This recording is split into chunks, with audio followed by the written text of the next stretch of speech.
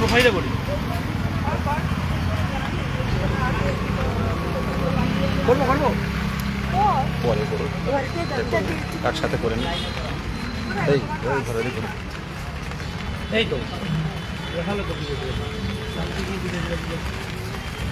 Live কিনে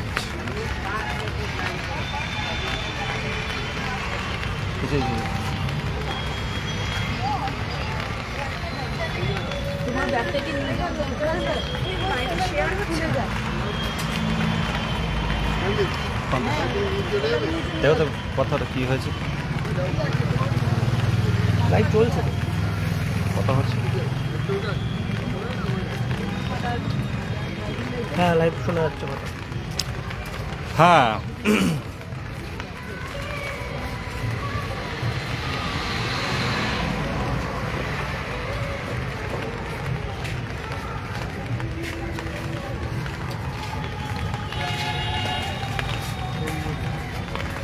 শোনা যাচ্ছে বলো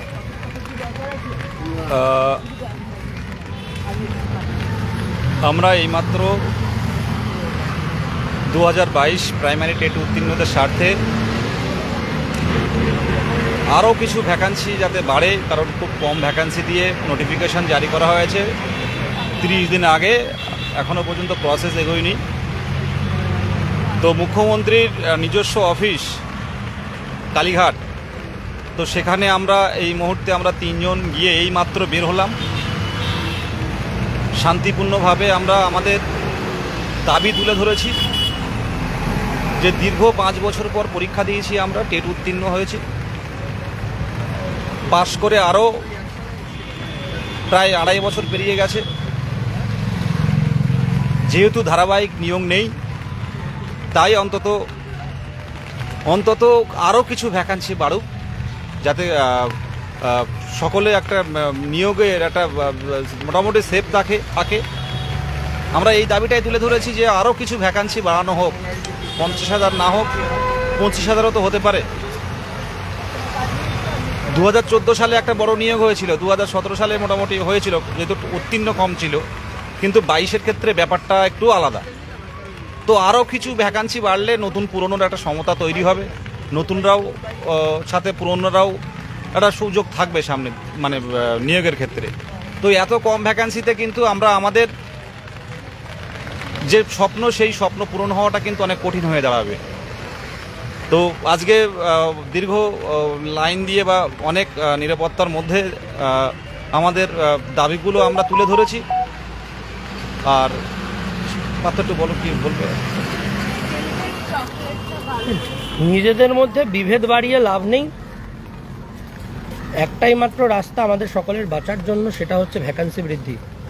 আজকে রবিবার, সবাই যখন বাড়িতে বসে বা বিভিন্ন কোচিং সেন্টারে গিয়ে ইন্টারভিউ প্রিপারেশন নিচ্ছে, আমরা এই 3 জন, আমি, বিদেশদা এবং অদিতি, 3 জন এসেছিলাম সিএমওর দপ্তরে এসে কথা বলতে। মুখ্যমন্ত্রীর কালীঘাটের বাড়ির এখানে যে দপ্তর, সেখানে দাবি একটাই ছিল, শূন্যপদ বৃদ্ধি।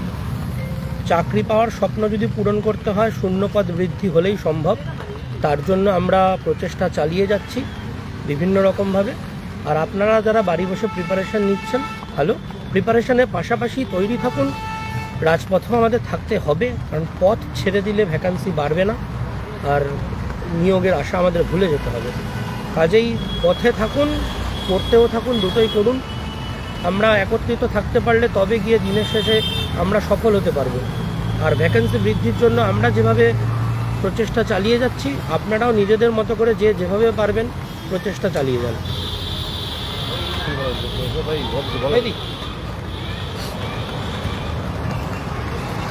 আলাদা করে বলার মতো কিছু নেই। আজকে আমরা কালীঘাটে এসেছিলামই আমাদের যাতে ভ্যাকেন্সি বাড়ানো যায় সেই দাবি নিয়ে। ওখানে যে সমস্ত অফিসাররা ছিলেন, ওনারা আমাদের বিষয়টি যথেষ্ট ভালোভাবেই দেখেছেন এবং আমাদের বলেছেন যে পরবর্তীতেও এই বিষয় নিয়ে ভাবা হবে যাতে ভ্যাকেন্সিটা বাড়ানো যায়। তাই আমি সবাইকেই বলবো, আমাদের যারা আছেন, মানে আমাদের যারা অ্যাডমিন আছেন বা আমাদের এই বিদেশদা, পার্থজিৎ, যারা ফ্রন্টলাইনে এই আন্দোলন পরিচালনা করছে, তাদের সাথে কোনো রকম কোনো খারাপ ব্যবহার না করে আপনারা আমাদের সাথে কাঁধে কাঁধ মিলিয়ে এগিয়ে আসুন। এবং পরবর্তীতেও যদি আন্দোলনের ডাক দেওয়া হয়, একটা দিন অন্তত পড়াশোনা ছেড়ে, এবং সমস্ত কোচিং সেন্টারও যারা আছে তাদের কাছে অনুরোধ, একটা দিন পড়াশোনা বন্ধ করবেন এবং ওই দিনটা যেন সবাই কলকাতায় আসে নিজের ভ্যাকেন্সির দাবিতে, নিজের চাকরির দাবিতে। এইটুকুই আমার বলা।